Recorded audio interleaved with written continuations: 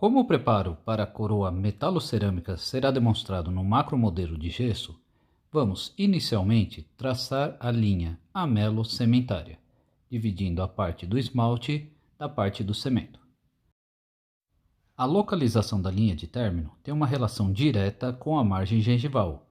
Podemos deixar subsulcular, onde invade o espaço biológico, uma localização intrasulcular, invadindo o sulco, uma localização gengival, linha de término na altura da gengiva, e supragengival, acima da margem gengival.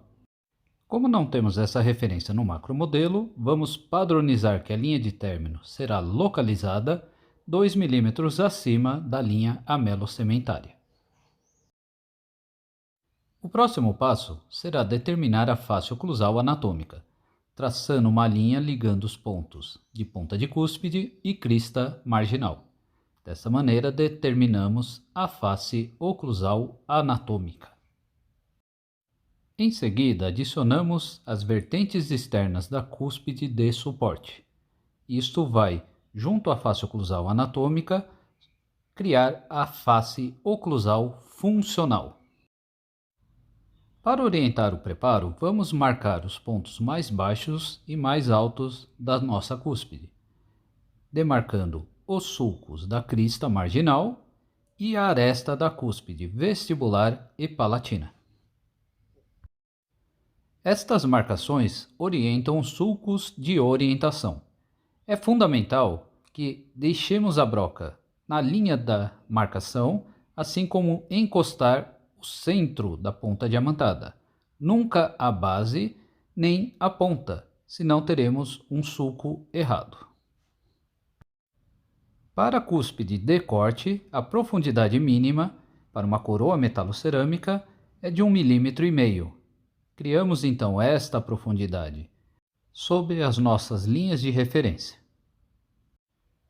Este desgaste deve ser visualizado por vestibular para ter a espessura correta. Após o desgaste, remarcamos os sulcos e a aresta. Para a cúspide de suporte, a profundidade deve ser de no mínimo 2 mm. Criamos então novamente os sulcos de orientação, que agora serão visualizados por palatina. Novamente remarcamos as linhas de referência. Com os sulcos de orientação estabelecidos, iniciamos então o desgaste das vertentes, promovendo a união do sulco da crista ao sulco da aresta. De maneira geométrica, vamos desgastando as vertentes, tanto da cúspide de corte quanto da cúspide de suporte. É fundamental nesta etapa que o desgaste da vertente seja completo, desde a ponta de cúspide até o sulco principal. Ao seguir esse passo, conseguimos uma redução uniforme das cúspides vestibular e palatina. Podemos observar agora a formação das 4 vertentes internas do nosso premolar desgastadas. Para finalizar o desgaste da oclusal, partimos então para nossas vertentes externas da cúspide de suporte. Seguindo o mesmo princípio, criamos os sulcos de orientação numa profundidade de 2 mm e a união destes sulcos. Nesta etapa, devemos tomar o cuidado de nunca criar um degrau na nossa cúspide de suporte, como podemos observar ao término do preparo das vertentes externas. Partimos agora para o desgaste das faces livres, vestibular e a cervical palatina. Realizamos agora o desgaste das vertentes externas vestibulares. Notar que a posição da broca neste preparo, assim como na palatina, segue a inclinação da vertente, acompanhando a sua localização e inclinação. Unimos novamente os sulcos de orientação, sempre tendo cuidado para não criar novamente um degrau ali na região vestibular. O volume de desgaste segue o mesmo volume confeccionado na parte interna. Portanto, na cúspide de suporte desgastamos 2 mm e na cúspide de corte 1,5 mm. Resta agora o desgaste do terço cervical vestibular e palatino. É fundamental que a ponta diamantada tenha a mesma posição, mesma inclinação, tanto na vestibular quanto na palatina. Portanto, neste momento, a ponta diamantada deve seguir uma posição paralela ao longo eixo do dente, promovendo assim uma linha de término expulsiva. Esta referência é então levada para a confecção do sulco de orientação na vestibular e na palatina. Este sulco precisa estar na altura da linha de término e já ter em mente qual será o tipo de linha de término.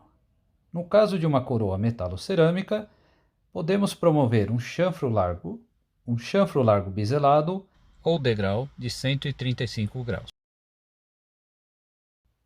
Após a confecção do sulco, unimos estes sulcos, dando atenção sempre à ponta da broca de correr à altura da localização. Vemos no vídeo que agora a posição da broca segue a mesma orientação que nós tivemos na vestibular. Novamente, sulcos de orientação foram preparados e sua união é então estabelecida. Para o nosso caso, também na palatina será feito um chanfro largo. Em uma vista proximal, conseguimos enxergar o chanfro largo.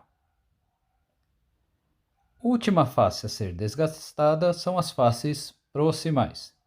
Diferente da vestibular e da palatina, esta face terá apenas um único sentido de desgaste. Vamos trabalhar sempre com a ponta diamantada paralela ao longo eixo do dente. Como essa região é muito proeminente, a última porção que será desgastada será a cervical. Ao chegar nessa porção, iniciamos então o preparo do chanfro largo, sempre tomando o cuidado de acompanhar a localização da linha, que nas faces proximais ficam mais altas em relação às faces axiais livres. Reparar que conseguimos enxergar toda a extensão da linha de término numa vista oclusal.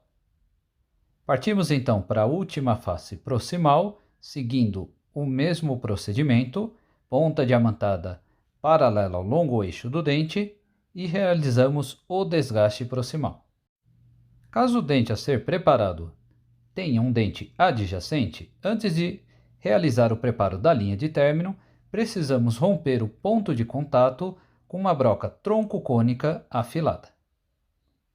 Pronto, finalizamos então o preparo de todas as faces. Uma vista oclusal e enxergamos toda a linha de término. Para confirmação se o nosso preparo está realmente expulsivo, devemos usar o nosso olho diretor e fechar o outro, olhando a uma distância de 30 cm do nosso dente preparado. Precisamos visualizar toda a extensão da linha de término. Caso isso não ocorra, é sinal que o nosso preparo está retentivo. Portanto, a porção oclusal estará mais ampla, mais larga do que a porção cervical, o que impossibilita a confecção de uma prótese parcial fixa ou uma coroa unitária. Chegamos então no nosso último passo, que é o acabamento das arestas vivas e uniformidade e lisura da linha de término. Vamos delicadamente quebrar esses ângulos vivos do preparo em toda a extensão das vertentes, tanto vestibular quanto palatina, e também trabalhar numa lisura e uniformidade da linha de término. Pronto, temos agora o nosso preparo finalizado e pronto para as próximas etapas. A vista oclusal mostra que o nosso preparo está correto. Devemos agora iniciar a confecção do provisório, tema de um próximo vídeo.